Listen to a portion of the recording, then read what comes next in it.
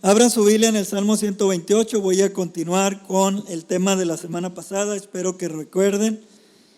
Hablamos sobre el tema que se llama un padre piadoso, ¿sí? O temeroso de Dios. Salmo 128.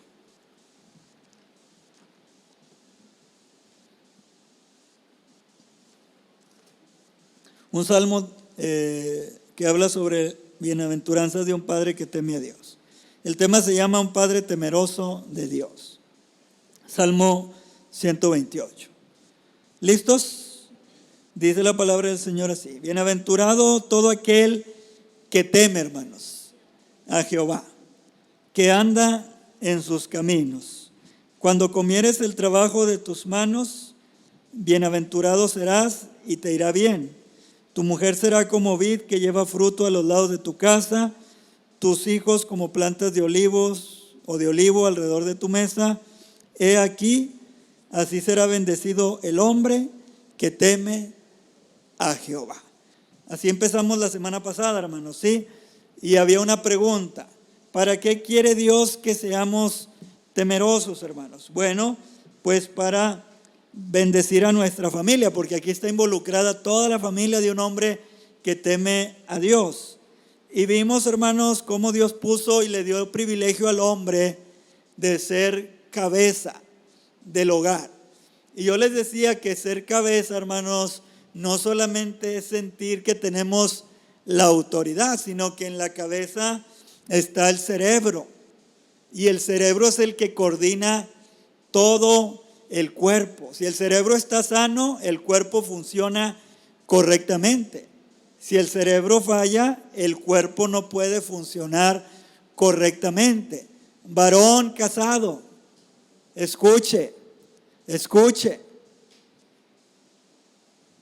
Su familia va a funcionar como usted funcione,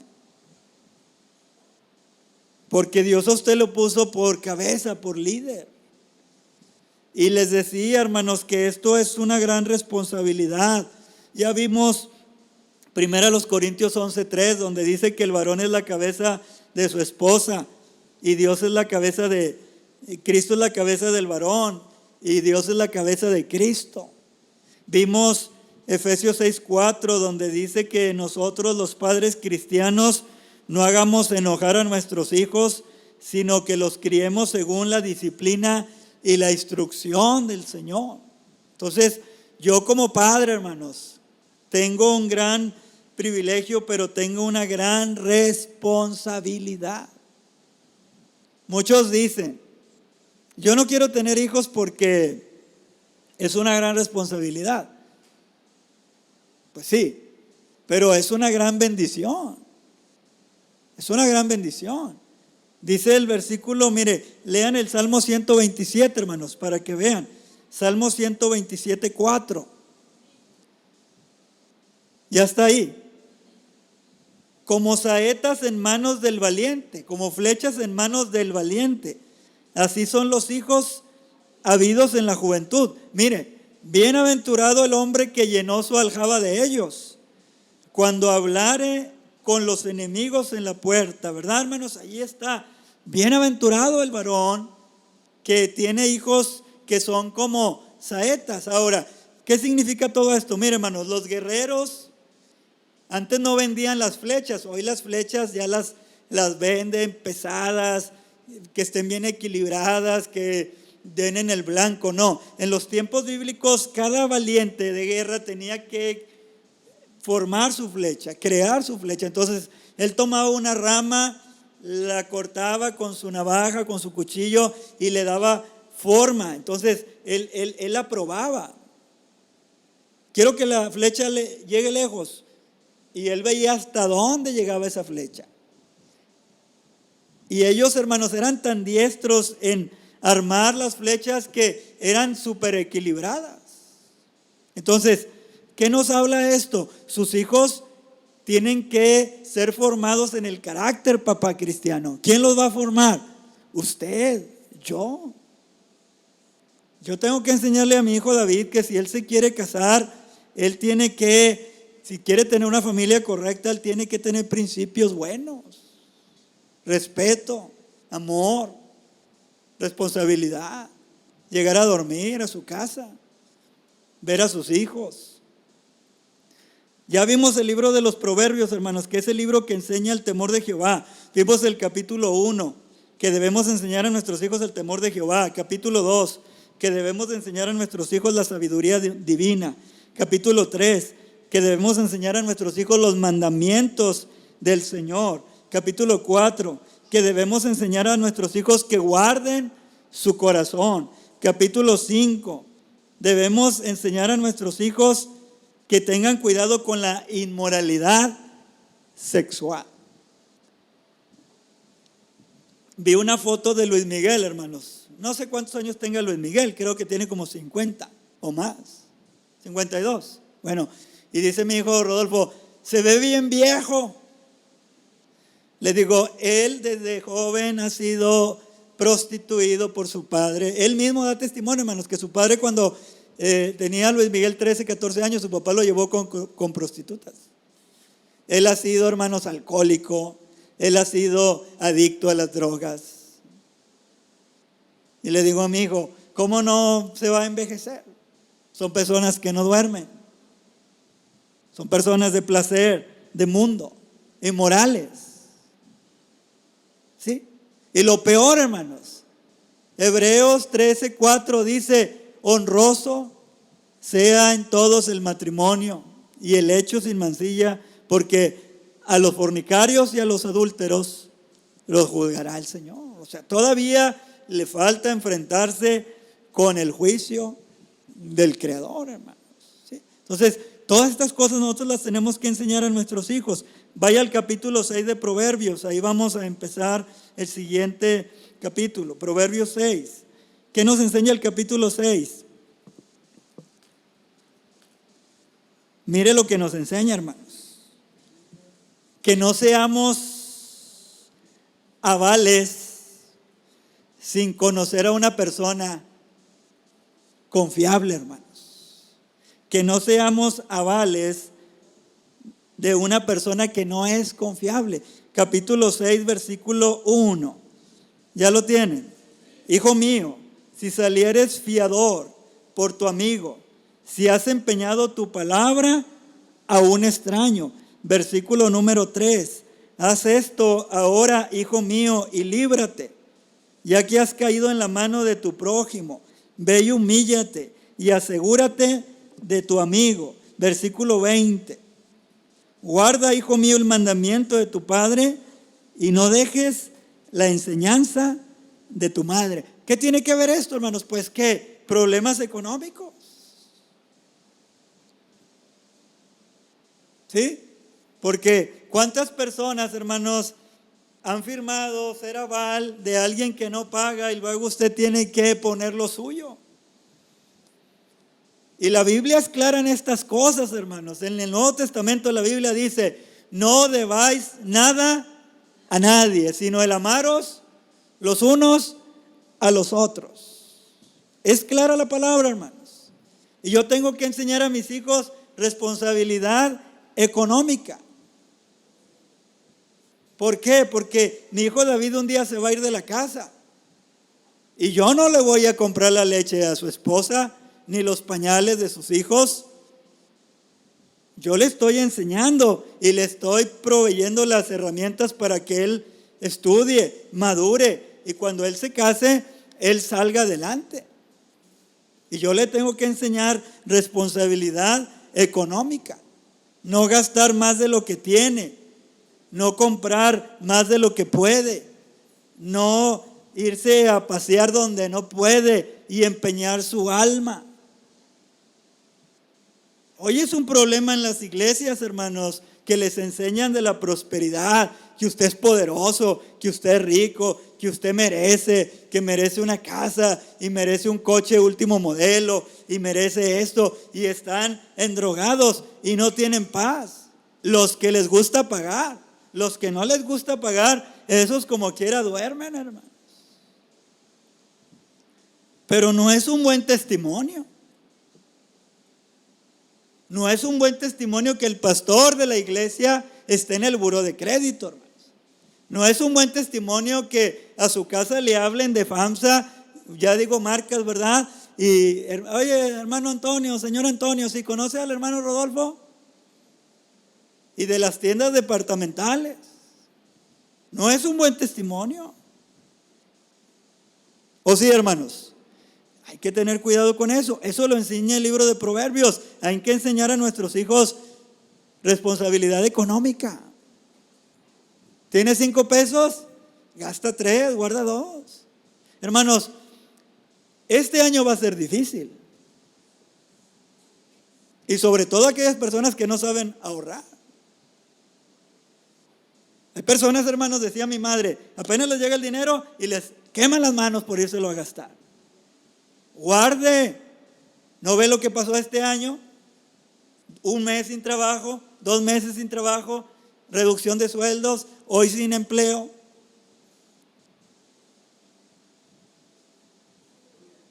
Amén, hermanos. Tengo que enseñar a mi hijo eso, hermanos. Responsabilidad económica. Yo no puedo, hermanos, sacar adelante a mi hijo cuando él ya no viva conmigo.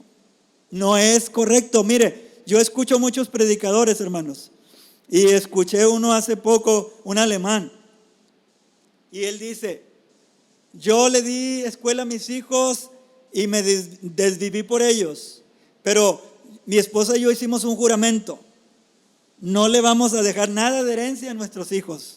Nos vamos a gastar todo el dinero que Dios nos pueda dar antes de morirnos. No les voy a dejar nada a mis hijos porque yo quiero que ellos piensen y salgan adelante. Así piensa ese predicador, hermanos. Dijo: yo sé que muchos no van a estar de acuerdo conmigo, hermanos, pero muchas veces los padres sufren por las irresponsabilidades de los hijos. Y eso no es correcto. Usted tiene que criar un hijo que le dé a su alma descanso. No que usted esté preocupado por cosas que no tiene que estar preocupado. Capítulo 7, hermanos. El capítulo 7 nos enseña que los padres debemos enseñar a nuestros hijos que no sean atrapados por la impureza sexual. Que no sean atrapados por la impureza sexual. Capítulo 7, versículo 1. Hijo mío, guarda mis razones y atesora contigo mis mandamientos. Y todo el capítulo 7, hermanos, habla de la trampa de la impureza sexual. Versículo número 24. ¿Qué dice? Léalo por favor usted.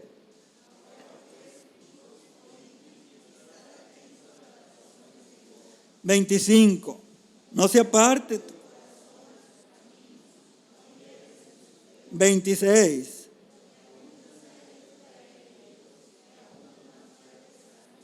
Y 27.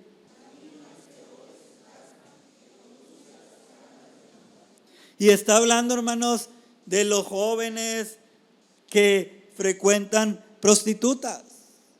Usted dirá: hermano, ¿qué está diciendo? Hermanos, nuestra ciudad está llena de prostitución.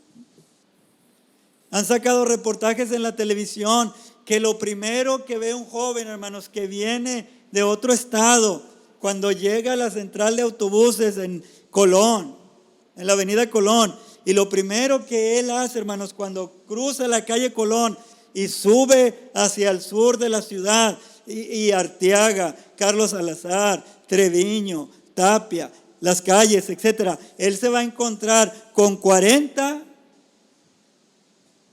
negocios de prostitución. Es lo primero, hermanos. Hace años no había prostitución en Lincoln, hermanos, al menos pública. No existían todos esos antros que están de Gonzalitos para acá. Pero hoy ahí están. Cuando estaban abiertos, no sé si estén abiertos, pero usted pasaba en la noche llenos. Cuando murió mi tío Pedro, hermanos, fue el 21 de septiembre. viernes en la noche para amanecer el sábado. Entonces mi tío Pedro murió el sábado a la 1 de la mañana y su esposa y yo, bueno, tú ve para acá y yo voy para acá. Entonces yo me fui del hospital, hermanos, de la Clínica 25 a las funerarias allí en Fidel Velázquez a contratarlas.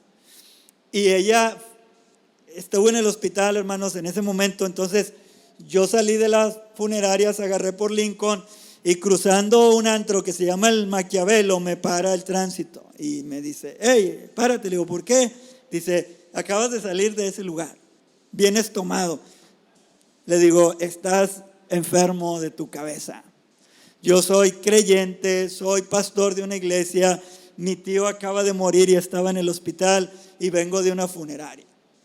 Venía la esposa de mi tío y salió del hospital y ve que me tienen ahí parado y se para. ¿Qué pasó, señor oficial? Es que el hombre viene tomado y estaba saliendo de ahí. Le dice la señora, la hermana, no es cierto, estaba conmigo. Hermanos, ahí está lleno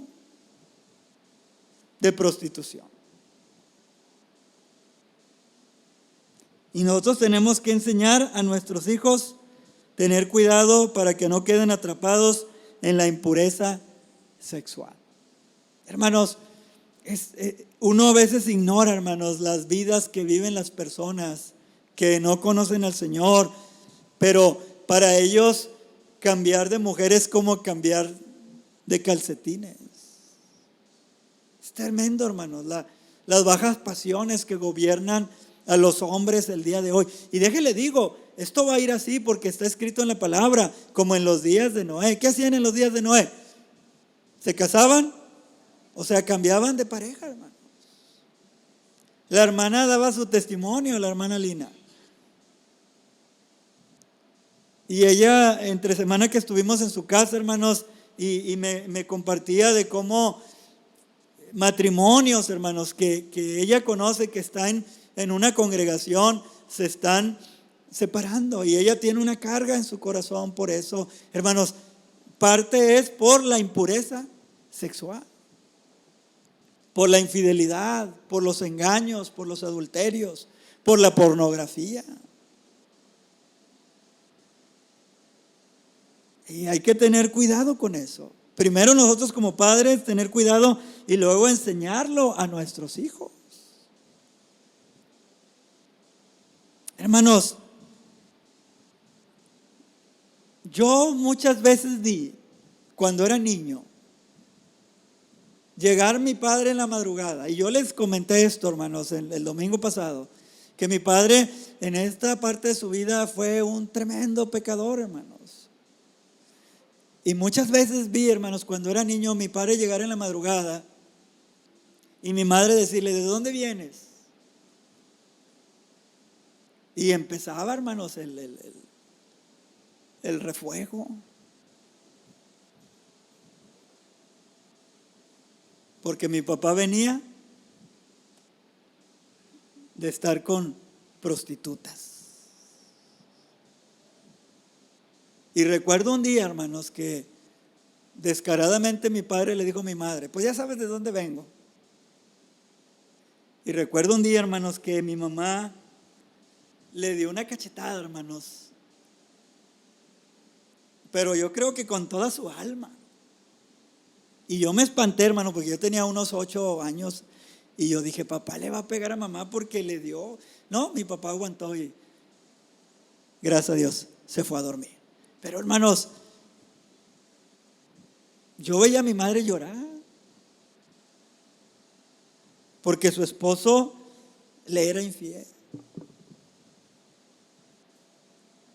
Y luego se dio cuenta que tenía una hija con una persona.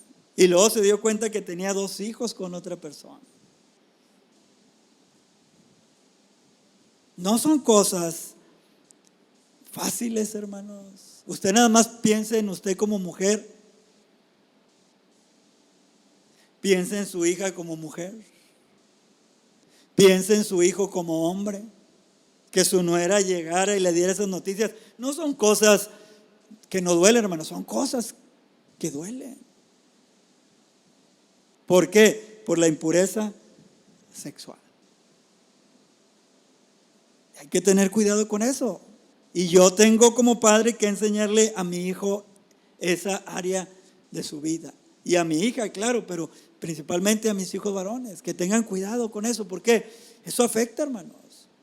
Hay mujeres buenas que perdonan la infidelidad. Hay mujeres buenas. Algunos dicen tontas. Hay mujeres que no perdonan la infidelidad, que a la primera que hagan, les avientan sus cosas.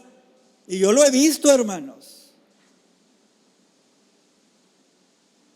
Aventarle su ropa a los hombres y correrlos de la casa. ¿Por qué?